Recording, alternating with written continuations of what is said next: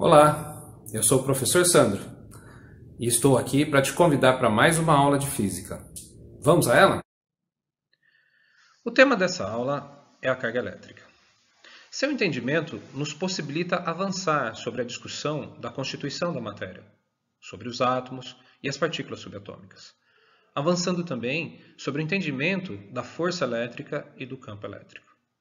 Na prática, entender o comportamento da carga elétrica nos permite entender toda a tecnologia que nos cerca, desde o funcionamento de um aparelho eletrodoméstico simples a sofisticados circuitos utilizados na telecomunicação, por exemplo. Sendo assim, eu convido você a entender um pouco mais sobre essa importante propriedade da matéria. A constituição da matéria sempre foi objeto da curiosidade humana. Ao longo do tempo, muitos estudiosos, historiadores, filósofos se dedicaram ao tema. Mas foi com o surgimento do pensamento científico moderno, o método científico, que se revelou, através de observações rigorosas, algumas propriedades da matéria que acabam por defini-la. Vejamos, são essas propriedades que definem a matéria. Entre essas propriedades está a massa.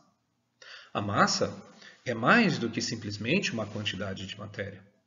Se nós levarmos em conta que todo o universo está em movimento, a massa ela pondera esse movimento.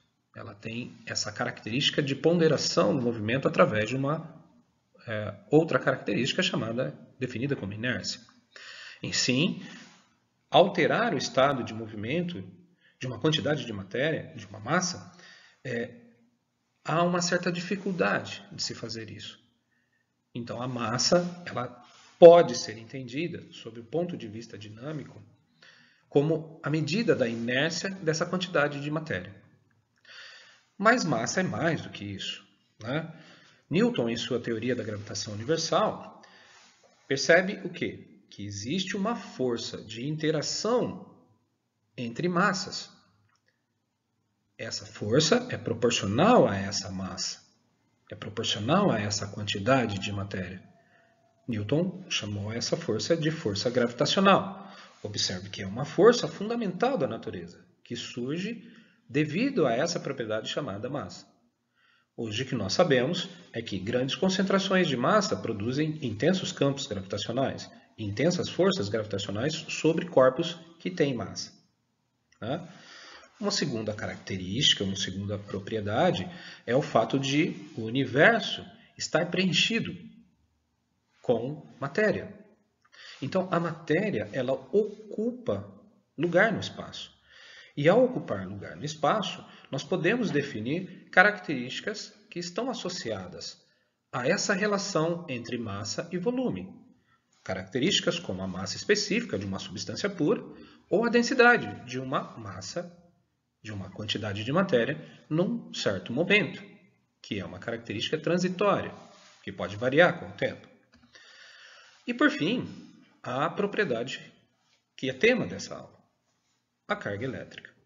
A palavra carga está no sentido de portar. É aquela carga que a matéria carrega consigo. É uma carga de origem elétrica. Assim como a massa, nós poderíamos dizer que é uma carga de inércia, uma carga associada à dificuldade de movimento, aqui nós temos uma carga de origem elétrica. Né? Então, o que é a carga elétrica? Ela é uma das propriedades fundamentais da matéria. Né? Ela atribui uma nova natureza de forças. O que nós percebemos é que as cargas elétricas, os corpos que carregam essa característica, eles podem se atrair ou se repelir, originando uma força de natureza totalmente diferente da gravitacional. Então, é uma nova carga, é uma nova propriedade. A força elétrica é uma força entre cargas, devido à presença dessa carga, dessa característica da matéria. Né? Assim como a massa, as cargas também desenvolvem um campo de forças ao seu redor e podem ser associadas a uma certa energia. Resumindo, o que é matéria? A matéria, então, é tudo que existe é tudo o que nos cerca, né? É o que compõe o nosso corpo, são os objetos, a constituição dos objetos ao nosso redor, o ar que nos cerca. Então, matéria é tudo que existe, mas mais do que isso, é tudo que existe, que tem massa, que tem carga elétrica e que ocupa lugar no espaço. A observação rigorosa da matéria, através de experimentos, medidas e a aplicação do método científico, nos levou a concluir que a matéria é constituída de átomos, de pequenos elementos que constituem essa matéria. Nós conhecemos pelo menos 108 tipos de átomos diferentes presentes na natureza. Isso quer dizer que tudo que nós vemos, tudo que nos rodeia, é ou átomos livres em si, né? Ou combinações desses átomos formando moléculas que compõem os diferentes materiais que nos acompanham na vida, que nos rodeiam na vida. Observando os átomos, percebeu-se o quê? Que esses átomos eram compostos ainda por partículas subatômicas, por partículas menores que o átomo, né? Então existe aqui todo um modelo padrão que vai definir, através da física das partículas, como é a matéria. Longe do nosso objetivo, nós só queremos entender a carga elétrica, o comportamento da carga elétrica, e não precisamos ir tão fundo, a ponto de ver uma física de partículas. O modelo do átomo padrão, ele é constituído, ele é representado aqui nessa figura, né? É uma representação, não quer dizer que o átomo seja assim, né? Mas ele é constituído de um núcleo, né? E de uma eletrosfera. O núcleo é relativamente pequeno em relação ao átomo, e a eletrosfera seria uma nuvem que envolve esse átomo. No núcleo nós temos dois tipos de partículas, os prótons e os nêutrons. Enquanto na eletrosfera nós temos o elétron, né? O elétron está em movimento ao redor do núcleo, formando essa nuvem negativa ao redor do núcleo. Por que negativa? Porque é associado ao elétron a carga negativa e é associado ao próton uma carga positiva. Ah, mas existem dois tipos de cargas elétricas? Sim, essa é uma observação, né, que é feita. Né? Então é constatado que existem dois tipos de cargas elétricas. Né? As cargas positivas associadas aos prótons, convencionalmente, né, é uma convenção, e as cargas negativas associadas aos elétrons. Tá?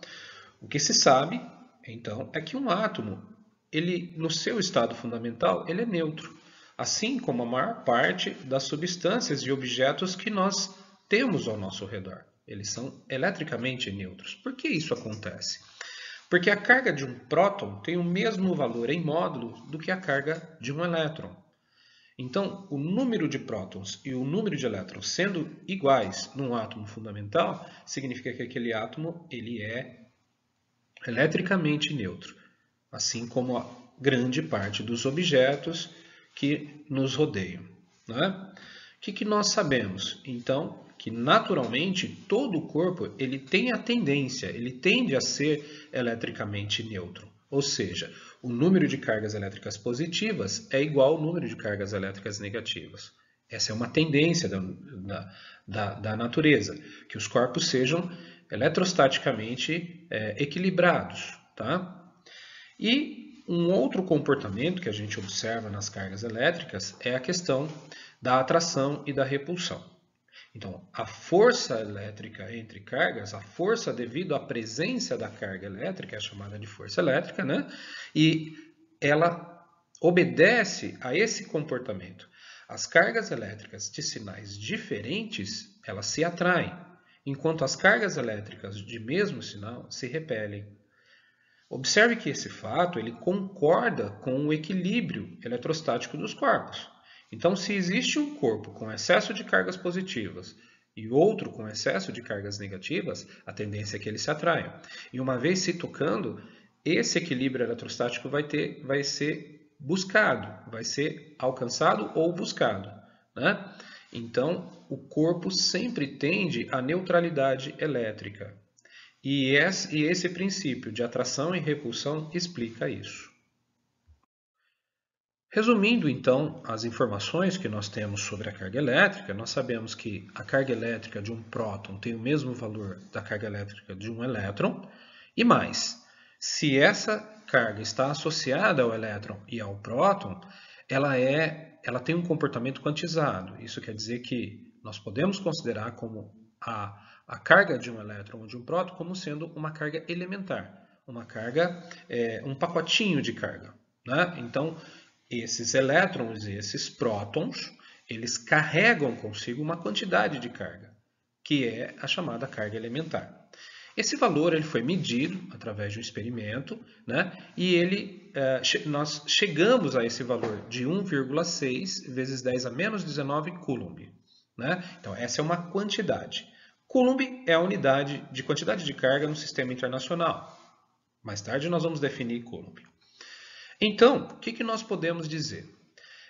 Que uma quantidade de carga elétrica, então agora imaginemos um corpo eletrizado, né? Um corpo que está eletrizado. Então, ele tem um desbalanceamento entre o número de cargas positivas e negativas. A quantidade de carga elétrica adicional que ele tem, ou positiva ou negativa, sempre será proporcional ao número de elétrons que ele tem a mais ou a menos, ou o número de prótons que ele tem a mais ou a menos. De forma que a quantidade de carga, que nós chamamos aqui ΔQ, a quantidade de carga associada a esse corpo, ela pode ser definida como sendo proporcional ao número de elétrons ou ao número de prótons, o que nós chamamos de portadores de carga, né? Então, o ΔQ é mais ou menos N vezes Z, onde N é o número de portadores, ou prótons ou elétrons, e E é a quantidade de carga elétrica associada a cada portador, a cada próton, a cada elétron. Então, resumo da história. A quantidade de carga elétrica associada a um corpo eletrizado, ela é sempre proporcional ao número de prótons ou ao número de elétrons, tá? Lembro que a unidade de carga elétrica no sistema internacional é o Coulomb, em homenagem a um pesquisador, né, chamado Coulomb, que fez pesquisas na área com as cargas elementares. Então, fica aí uma homenagem ao Coulomb. Então, Coulomb é a unidade de quantidade de carga elétrica no sistema internacional. O que nós podemos, então, relembrar? Que como essas cargas elas tendem a se atrair ou a se repelir conforme os seus sinais, isso vai fazer com que elas busquem sempre um equilíbrio eletrostático. A gente não pode esquecer disso. Então, naturalmente, todo objeto ele é neutro, ele é eletricamente neutro. Porém, né, pode haver uma descompensação entre esse número de cargas elétricas. E, nesse caso, o corpo está eletrizado, né? E essa quantidade de carga adicional é sempre proporcional ou ao número de prótons ou ao número de elétrons adicionais. Para exemplificarmos toda essa discussão sobre a carga elétrica, temos aqui um exemplo. Uma forma de eletrizar os corpos é o processo de atrito, né? Então, ao atritarmos um pedaço de tecido de seda a um bastão de vidro, ambos se eletrizam. Ou seja, cargas elétricas se transferem de um corpo para outro de forma a desequilibrar essas quantidades de cargas positivas e negativas dos corpos. Benjamin Franklin, né, foi um estudioso dessa carga, chamou de positiva a carga que aparece no bastão de vidro e negativa a do tecido de seda. E sua convenção perdura até os dias de hoje. Suponha que num processo como esse, 20 bilhões de elétrons se transfiram de um corpo para outro. Nesse caso, qual a carga elétrica de cada um dos corpos e explique a natureza da carga elétrica de cada um. Então, veja bem, num processo de eletrização, há essa transferência de cargas de um corpo para outro, né? O atrito, ele promove isso. E o que vai acontecer então? Nós sabemos que, primeiro, os corpos eles têm a tendência de permanecer neutros, né? a não ser que haja um processo como esse. Então, naturalmente, todo o corpo é eletricamente neutro. O número de cargas positivas e negativas são iguais. Uma vez atritados, essa quantidade de carga ela não é perdida, ela não é criada, mas também não é destruída. Então, essa quantidade de carga ela se conserva entre os corpos, de forma que, se um corpo perde uma quantidade de carga, o outro corpo recebe exatamente a mesma quantidade de carga perdida pelo anterior, né? Então, a quantidade de carga elétrica total ela é sempre constante. Ou seja, no processo de transferência não há perda ou ganho de cargas. Tá? Bom, os elétrons eles ocupam a eletrosfera dos átomos. E quando nós atritamos um objeto no outro, quem sofre quem tem mobilidade nesse processo são sempre os elétrons. Por quê? Porque os prótons estão presos fortemente ao núcleo e eles estruturam o material, né? Então, eles não estão disponíveis à transferência, à mobilidade. Então, sempre quem se movimenta são os elétrons, tá? Na maior parte dos casos, a eletricidade, a carga flui pela movimentação dos elétrons e não necessariamente dos prótons. Então, quem tem mobilidade no processo são os elétrons, tá? Então, nós definimos a perda ou ganho de carga, a transferência de carga em termos dos elétrons, tá? Então, um corpo que num processo de eletrização ganha elétrons, ele se torna eletricamente negativo, ele se eletriza negativamente, né? Um corpo, por outro lado, que perde elétrons, ele se eletriza positivamente. Então, um corpo fica positivo não porque ganhou, não necessariamente porque ganhou cargas positivas, mas porque perdeu negativas, né? E um corpo fica eletricamente negativo porque ganhou elétrons. Bom, então, o que nós podemos tirar a partir desse raciocínio? O que nós podemos dizer sobre a natureza das cargas de cada um dos corpos, né? Os corpos eles irão se eletrizar nesse processo de atrito, então o bastão de vidro e o pedaço de tecido eles vão se eletrizar de forma que o bastão de vidro perde elétrons, mas o pedaço de tecido ganha essa mesma quantidade de elétrons.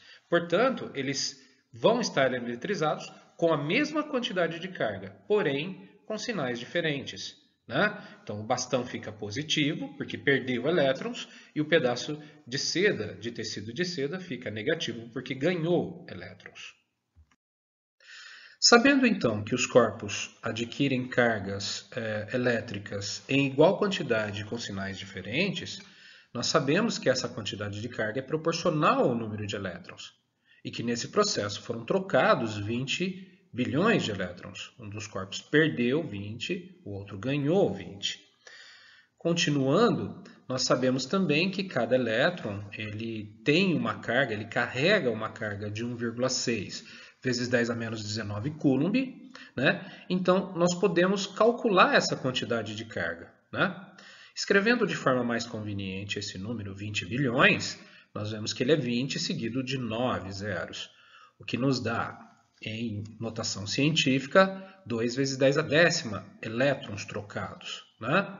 Então, a quantidade de carga envolvida no processo, ele é essa quantidade, 2 vezes 10, 2 vezes 10 elevado a 10, né? Vezes a carga de cada elétron, 1,6 vezes 10 a menos 19. Fazendo essa conta, né, a gente multiplica os números da frente, conserva a base das potências e soma os expoentes, né? Então, isso vai dar 3,2 vezes 10 elevado a menos 9 coulomb. Então, essa é a quantidade de carga trocada, né? Observem que o bastão ficou negativo, ficou positivo porque perdeu elétrons, e o tecido de seda ele ficou negativo porque ganhou elétrons, né? Mas ambos têm a mesma quantidade de carga em módulo, tá? Aproveitando aqui o exemplo, Vamos definir a própria definição de Coulomb. O que é um Coulomb? Sabendo que a quantidade de carga ela é proporcional ao número de elétrons, nós definimos Coulomb através de uma quantidade de elétrons, né? Então, o que a gente faz? Se a quantidade de carga é proporcional ao número de elétrons, vamos encontrar esse número de elétrons, né? Então, se eu tiver uma quantidade de carga de 1 Coulomb padrão, né? Nós estamos definindo Coulomb, qual será a quantidade de elétrons associado a eles? Então, passando dividindo, né? Fica 1 dividido por 1,6 vezes 10 a menos 19, o que corresponde a 0,625 vezes 10 a 19 elétrons. Trabalhando esse número, né, nós chegamos aqui a 6,25 vezes 10 a 18 elétrons ou prótons, né? Portanto, essa é a definição de Coulomb, né? Um Coulomb é a quantidade de carga elétrica correspondente a 6,25 vezes 10 a 18 elétrons ou prótons, né? Aí depende da situação. Então, essa é a definição de Coulomb, que é a unidade de quantidade de carga no sistema internacional. Espero que minha aula tenha contribuído com você. Obrigado pela atenção e bons estudos.